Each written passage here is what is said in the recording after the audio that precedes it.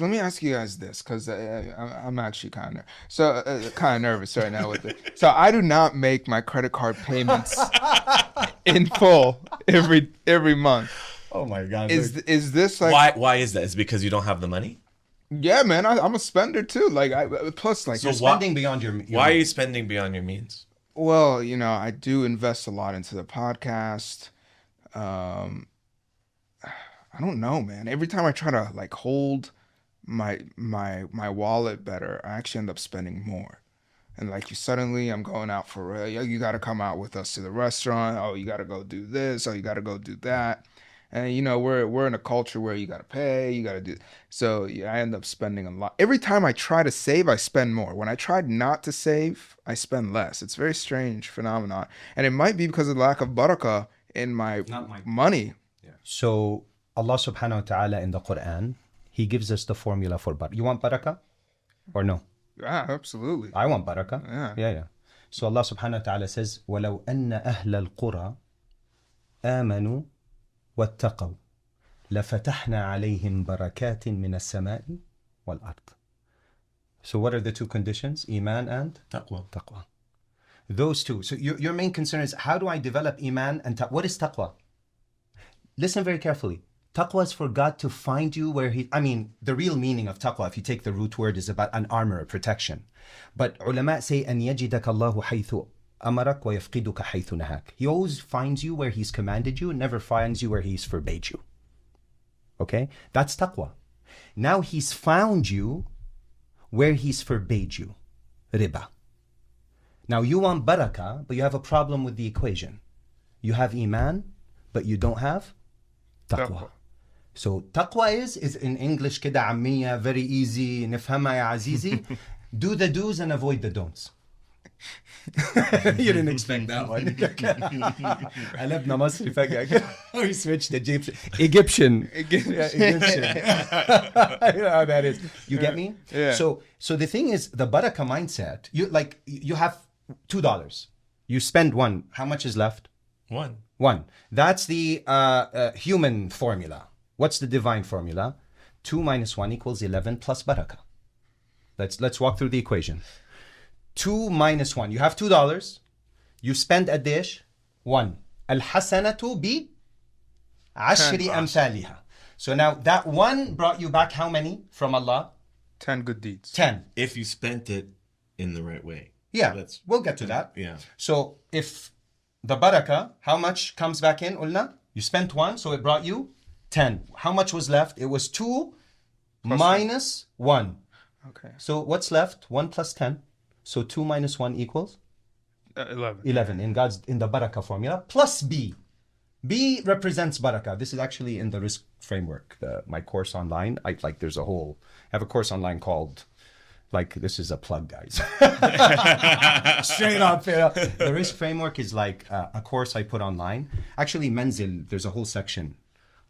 He doesn't even know. I didn't even ask him. I just put Menzil in there. But as part of the option for halal wills and investments, and you still have the wills product, Yeah, right? of course. Halal will. Absolutely. We'll talk about that. But anyways, in a nutshell, that's the system with Allah. That's the system of barakah. But what's the two conditions? Iman and taqwa. So very simply, you were engaging in riba. As long as you're engaging in that, as long as you don't fix that's your biggest problem in your life right now. That. And unless you address it, you will never have barakah, habibi.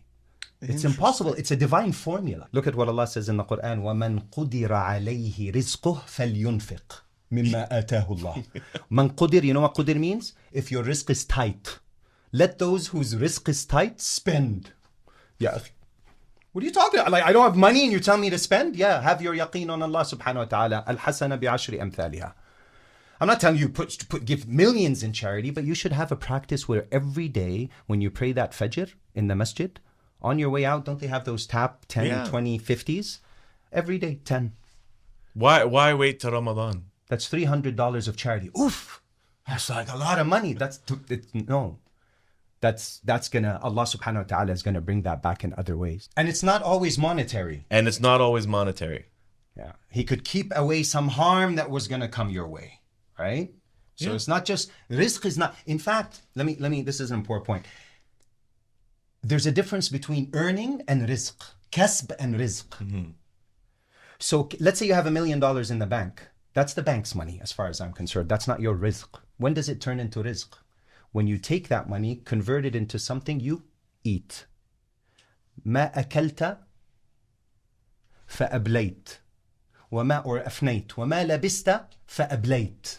So whatever you take, I call them the 5 M's. مأكل, مشرب, منكح, مركب, and another one, it'll come to me. So basically eating, drinking, shelter, marriage, and transportation. Those are the 5. So when that money converts to those, that was your assigned rizq. Because if you die with $1 million in the bank, was that yours? You know, you'll be asked about it, but it didn't convert. That is what you earned, kasb.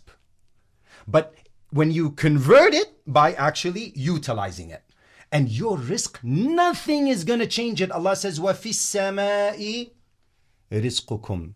Why? Why he says in the heavens is your rizq? Yani you have nothing to do with it. It's out of your control. It's out of your control. Actually, not completely true.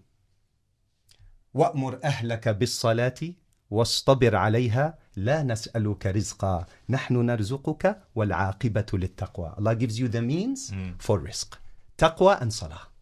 If taqwa is in place and your 5 times salah is in place, watch what happens to your rizq. So how do you create a halal financial lifestyle for an individual? Because when I'm sitting here listening to you guys right now, I'm getting nervous because I got things to do. Yeah. I gotta make some changes here. Yeah, I got credit cards and some of them have interest on them and stuff like that. So Subhanallah. how do you, what do you do to Practically taking the steps? Yeah.